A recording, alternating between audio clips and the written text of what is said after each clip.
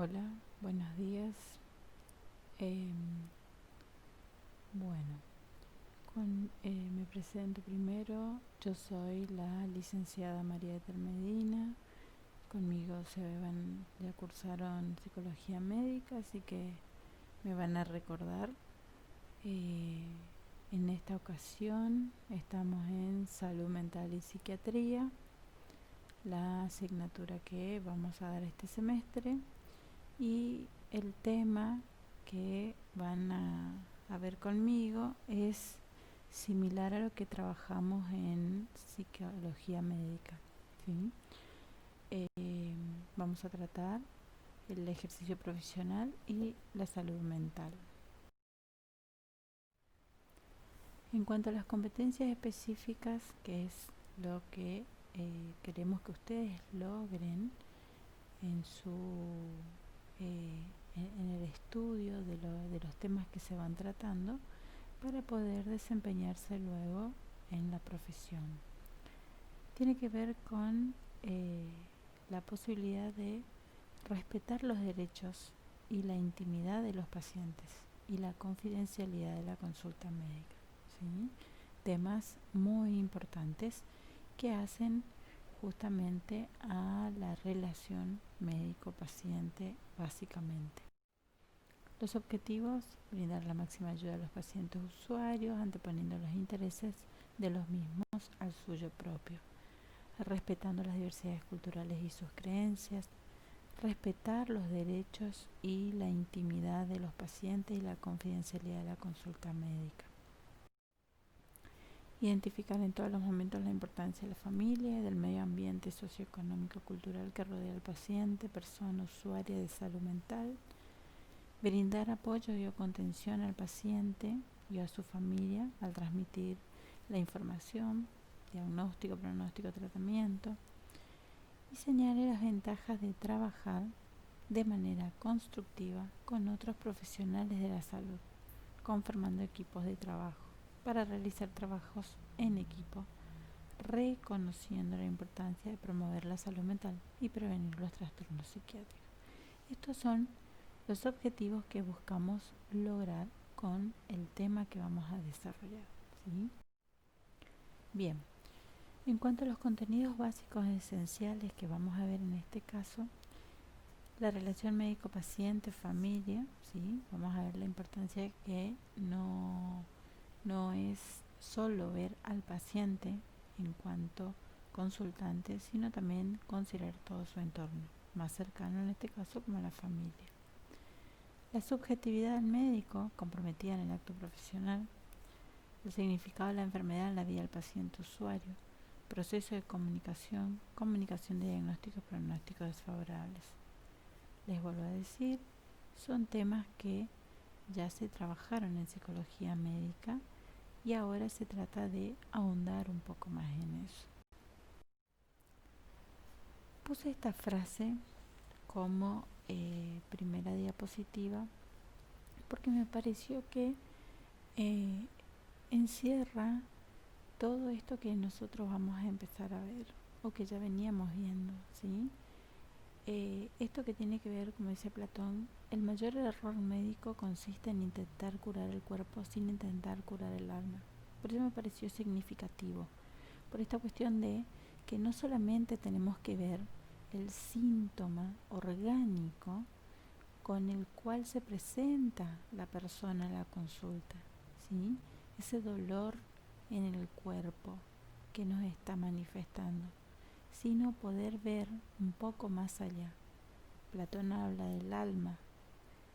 Bueno, podríamos asociarlo con alguna cuestión emocional, ¿no? Esto que yo ya en otras oportunidades, el semestre pasado, siempre yo les decía que no es solamente lo que la persona trae a la consulta en cuanto a un dolor o a un síntoma físico, orgánico, sino que hay que ver qué es lo que está pasando, ir un poco más allá.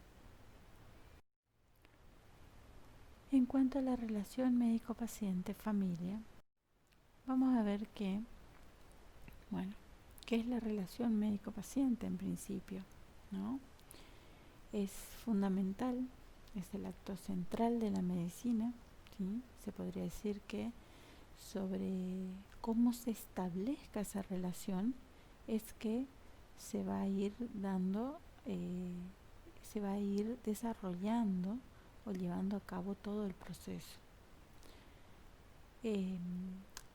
Implica un componente humano y técnico, ¿sí? Un componente humano porque obviamente están tanto la persona del médico como la persona del paciente o de la familia cuando viene acompañado, y técnico porque se valen de instrumentos, ¿sí? Como para, por ejemplo, hacer un diagnóstico o ayudar al diagnóstico, a llegar al diagnóstico.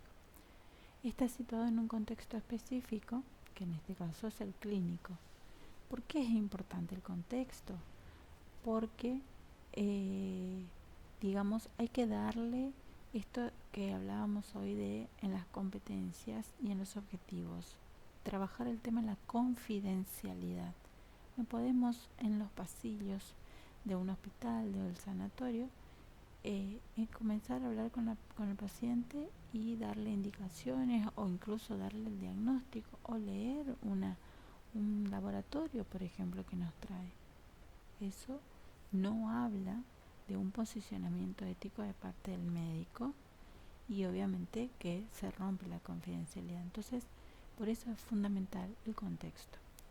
Condicionado por el contexto y por el entorno familiar, ¿sí? Porque muchas veces los contextos y el entorno en el cual se desenvuelve esa persona va a decir mucho. ¿En qué sentido?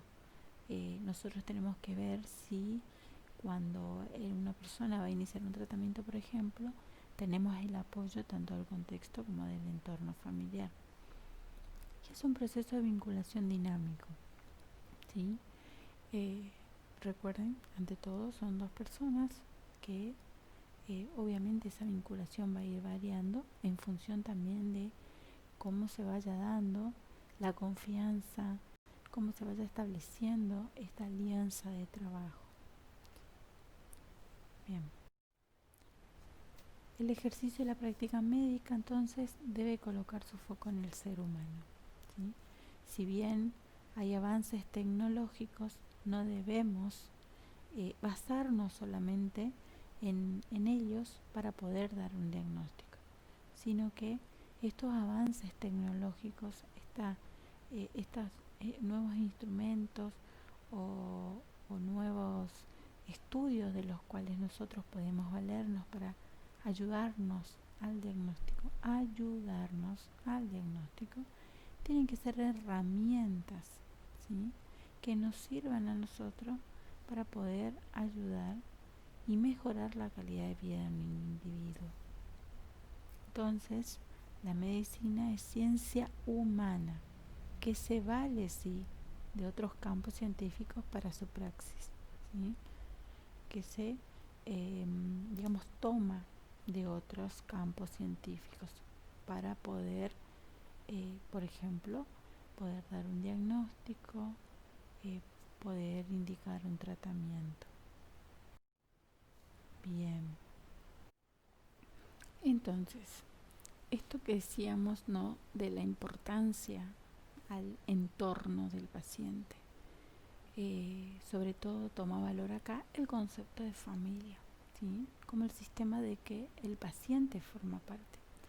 Entonces, es fundamental que se piense a ese paciente, a su usuario de salud, determinado por múltiples atravesamientos, ¿sí? Y también tenemos que considerar qué influencia recibe de ese sistema familiar. Poder comprender a la familia nos va a ayudar a nosotros ver en qué lugar estamos parados, ¿sí? Si queremos iniciar un tratamiento, si nos van a colaborar, si van a colaborar con el paciente, ¿sí? Para poder hacer un abordaje integral. Bien. Entonces, la familia, vamos a ver que influye de manera favorable o desfavorable en las actitudes del paciente hacia su enfermedad y en su adhesión al tratamiento, ¿sí? desfavorable, se van a encontrar muchas veces que hay en la familia, no digo todas, pero en algunas personas, por ejemplo, algunos miembros de la familia, si ven que el paciente no puede consumir alcohol o no puede consumir sal, hacen comidas con sal, no les importa, digamos, ¿sí? Ayudar a esa persona. Entonces a eso es lo que nos estamos refiriendo. Y esa es la importancia de nosotros como profesionales de la salud, estar atento a todo eso, ¿sí? Preguntar, hablar, indagar sobre el entorno cercano del paciente. Bien, entonces vamos a hablar de un modelo de abordaje compartido que incluye buena comunicación, se informa al enfermo y a la familia, se aclaran dudas y se trata de disipar sus temores. Se discuten alternativas y se toma la mejor decisión, siempre para la persona, para el paciente, para el usuario. Interviene la autonomía, libertad y juicio del paciente. Acá estamos hablando de firmar el consentimiento, ¿sí? Eso es un proceso, o digamos parte del proceso del tratamiento o de este inicio de tratamiento, que no debemos olvidar. Es un paso, ¿sí? Que no hay que olvidar, es fundamental e importante para nosotros. Desde una cuestión legal, es aquel documento que nos va a cubrir, ¿sí? Junto con la historia clínica, obviamente, en el caso de que llegue a ocurrir algo y se dé intervención a la parte legal. Y para el paciente, porque va a estar conociendo, paciente o familia, cuando el paciente no está en condiciones, ¿no? Va a estar sabiendo qué es lo que se va a hacer, cómo va a ser el tratamiento, cómo va a ser el proceso. Y la modalidad vincular, como dijimos, sujeto-sujeto. ¿Sí? Tengamos en cuenta que nosotros estamos tratando con una persona, no con un objeto. Problemas actuales de la relación. Muchos, tanto pacientes como la familia, se quejan de la falta de empatía, y habrán escuchado eso, de los médicos hacia con el paciente. Esto de que no tienen tiempo, que les atienden apurado, que les atienden en el pasillo, ¿sí? Que no tienen la disponibilidad suficiente para escucharlos.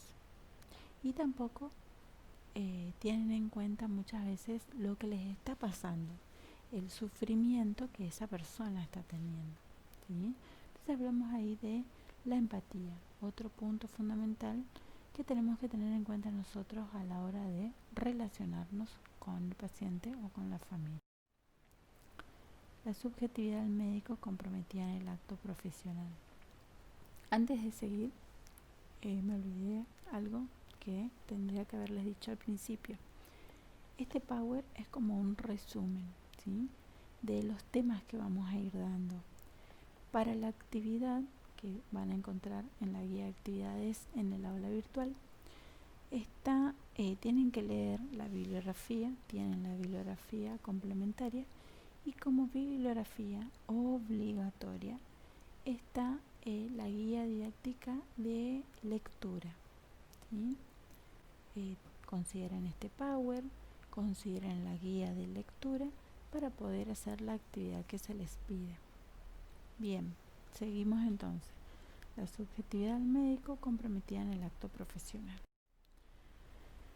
Acá vamos a tener en cuenta que, como dice ahí, es fundamental una formación del médico en psicología de las relaciones. Pero esto no habla que el médico tenga que estudiar psicoanálisis o psicología dinámica, como se le llama, psicología profunda también. A no ser, obviamente, que uno decida por hacer salud mental o psiquiatra. Pero acá lo que se habla es de que el médico considere que existe una medicina de la relación interhumana, ¿sí?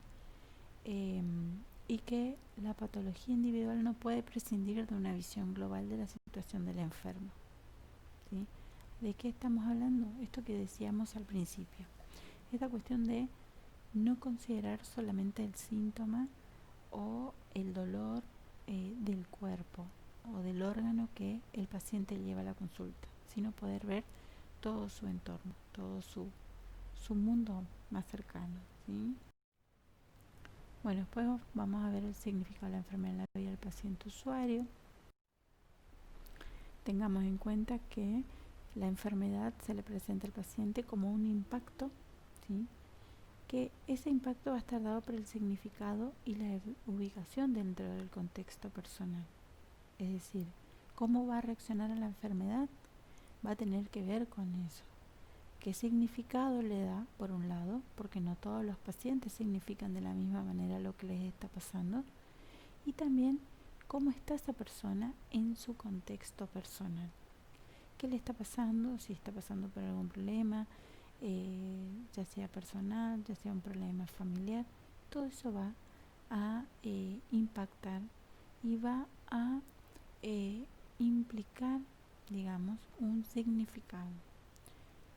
Depende de su forma geográfica y singular de percibir, sentir y dar importancia o no a los síntomas de la enfermedad, ¿sí? Va a tener que ver mucho con la subjetividad del paciente, estamos hablando ya acá, ¿sí? Bueno, ahí tienen factores determinantes del impacto emocional del paciente, tiene que ver con la evolución de la enfermedad, ¿sí? Hay mayor impacto si hay deterioro físico, por supuesto, porque uno va viendo los cambios, se va viendo a sí mismo, si los síntomas son variables, si existen síntomas predictores del progreso de la enfermedad, como por ejemplo en la enfermedad de Alzheimer, que uno va perdiendo, ¿sí?, ciertas funciones, y eso en un principio uno lo va viendo. Después ya son los familiares los que están cerca de la persona los que van viendo. Otro factor determinante del impacto emocional tiene que ver con el tratamiento y sus efectos secundarios, la historia y la personalidad del enfermo, la relación paciente-familia. Bueno, y el paciente, entonces, como dijimos, la relación con la enfermedad va a depender del contexto de su vida diaria, ¿sí?, que va a implicar para él una pérdida de la integridad corporal, de la certidumbre, ¿sí?, de la seguridad y de la libertad para actuar como siempre lo hizo. Obvio que va a ver limitada de cierta manera su conducta, sus actividades, ¿sí?, su vida cotidiana en general. Entonces esto va a llevar a que esa persona quiera una explicación, quiera una cura y una predicción o un pronóstico. ¿Cómo va a ser? ¿Cómo va a evolucionar esto? Entonces acá vamos a hablar de lo que es el proceso de comunicación. Comunicación de diagnósticos y pronósticos favorables, que es lo que sobre todo cuesta más. En la comunicación tenemos que las habilidades comunicativas son una de las competencias transversales muy valorada en esta profesión, como en cualquier otra que implique contacto con personas, con pacientes, con usuarios, ¿sí? Un buen profesional de la salud debe haber desarrollado la competencia de la comunicación oral y escrita en todas sus facetas, ya que la comunicación con el paciente, la comunicación con otros profesionales, comunicación entre iguales y la comunicación multidisciplinar, o sea, con otros médicos, enfermeros, psicólogos, suponen un desempeño de la actividad profesional con calidad y provocan una satisfacción en el paciente y su bienestar general. ¿Sí? ¿Qué quiere decir esto? Que cómo nosotros le comunicamos va a ayudar a esa persona, ¿sí? Se va a sentir bien, no le va a curar, obviamente que no hablamos de eso, pero sí va a ayudar a su bienestar general. Entonces, la comunicación oral y escrita necesita determinadas características, como ser la concreción de la idea a transmitir, ¿sí?, que sea una idea precisa, clara, claridad y concisión en el mensaje, como uno le habla, tengamos en cuenta el vocabulario que vamos a utilizar, que no sea técnico, adecuación del tono, adecuación del contenido, ¿sí? Esto tiene que ver con el tono en cuanto a cómo le vamos diciendo las cosas y el contenido en cuanto a lo que le vamos diciendo. Tenemos que ir midiendo y limitando en función de cómo vemos que esa persona pueda ir recibiendo. Credibilidad, tenemos que demostrar credibilidad en lo que decimos y el uso de preguntas para constatar el entendimiento. Es decir, preguntar al paciente en todo momento si va entendiendo, si va comprendiendo lo que le estamos diciendo. Es fundamental entonces desarrollar en la relación médico-paciente las 3C: comunicación, confianza y comprensión. Bueno, y acá tienen, esto también ya lo habíamos trabajado, informar al paciente, le da sensación del control sobre lo que le pasa, ¿sí? Y de esta manera va a ayudar a que responda de una forma más adecuada o más, que sea más colaborador con el tratamiento e incluso que pueda tomar de otra manera la enfermedad, lo que le está pasando, ¿sí? Bueno, ahí tienen unos estudios, unas investigaciones que se hicieron. En 1977, Fanny demostró que pacientes con un grado moderado de temor frente al ingreso eran los más capaces de procesar mejor la información que recibían sobre su enfermedad y tenían más posibilidad de recuperación. Y en 1992, Devine concluyó que educando psicológicamente a los pacientes quirúrgicos disminuía el tiempo de estancia hospitalaria. Entonces, ¿qué hacer ante un diagnóstico desfavorable? Existen varios modelos de abordaje, ¿sí? Lo cual no necesariamente tiene que ser como el que se les está diciendo acá. Ustedes van a ir viendo cómo van haciendo la devolución del diagnóstico desfavorable también en función de cómo está, cómo se siente esa persona que tienen adelante, ¿no? Bien. Se presupone buena la comunicación médico-paciente, se asume que cada paciente es distinto, cada uno asume su enfermedad de manera diferente y que la cantidad de información que desean es diferente, ¿sí? Esto que les decía, en función de cómo es la persona. Ustedes tienen que evaluar eso, cómo es la persona con la que están enfrente. Bien. Ahí tienen el protocolo guía, que esto ya lo habíamos dado también, para dar las malas noticias, EPI-CE, entorno, considerar el entorno, ¿sí? Dónde estamos, la percepción del paciente, cómo se encuentra, la invitación, el conocimiento, a que hasta dónde sabe él de lo que le está pasando, empatía, estrategia para decir cómo le decimos, no sentarnos y decirle, mira, a vos te pasa esto, ¿sí? Nosotros tenemos que tener una estrategia de cómo se le va a decir. Bueno, y ahí tienen una monografía que publicó la OMS en 1993 sobre cómo dar las malas noticias al enfermo. Antes de informar, el médico deberá tener un plan, dar el control al paciente sobre lo que quiere saber y cuándo lo quiere saber. Deberá averiguar lo que el paciente piensa sobre su enfermedad, permitirle que se tome su tiempo para asumir toda la información que nosotros le estamos dando, dar alguna buena noticia o por lo menos esperanza, pero también fíjense que dice no dar falsas esperanzas o mentir, y ofrecer al paciente un plan de tratamiento. El pronóstico, que es la previsión de lo que llegará a pasar al enfermo, es importante, como dijimos. Él también quiere saber. Muchas veces muchos pacientes quieren saber, quieren conocer cuál va a ser el pronóstico de lo que le está pasando. A veces no es posible prever concreta y al mismo tiempo seguramente en el caso individual lo que le ocurrirá. Sin embargo, en la práctica algunas veces pueden hacerse predicciones con una gran probabilidad a su favor. Y para esto habrá que considerar, digamos, para darle el pronóstico, habrá que considerar peligro de vida, si es curable o incurable la enfermedad. Bien, como les dije, es una, podríamos decir, una introducción o un resumen de los temas que se van a tratar en este bloque que trabajan conmigo, ¿sí? Que tiene que ver con el ejercicio profesional y la salud mental. Tienen la bibliografía. Bueno, entonces, acá está la bibliografía, como les estaba comentando en unas diapositivas anteriores. Este es un resumen entonces, y luego tienen que estudiar de la guía didáctica de lectura, ¿sí?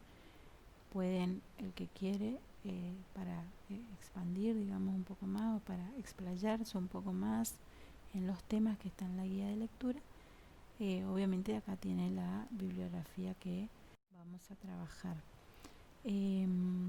Por otro lado, van a tener la guía didáctica de actividades, que en ella les dice, bueno, que cuáles son las actividades que tienen que realizar para antes del martes, que vamos a tener el encuentro sincrónico por el Zoom, y como también la actividad que van a realizar después. Todo eso, vuelvo a decir, como también para el parcial, tienen la guía didáctica de lectura. Y esto es bibliografía de apoyo, digamos, ¿sí? Bibliografía. Por eso les aclaro esto para que no se asusten y sientan que es mucho, digamos, ¿sí? Bueno, cualquier duda, inquietud que tengan en la guía didáctica, en cualquiera de las dos, van a encontrar mi correo electrónico, así que me pueden preguntar por ahí, o si no, a través del foro de la aula virtual. Bueno, nos estamos viendo entonces. Espero que los ayude estas presentaciones para que puedan hacer su actividad. Hasta luego.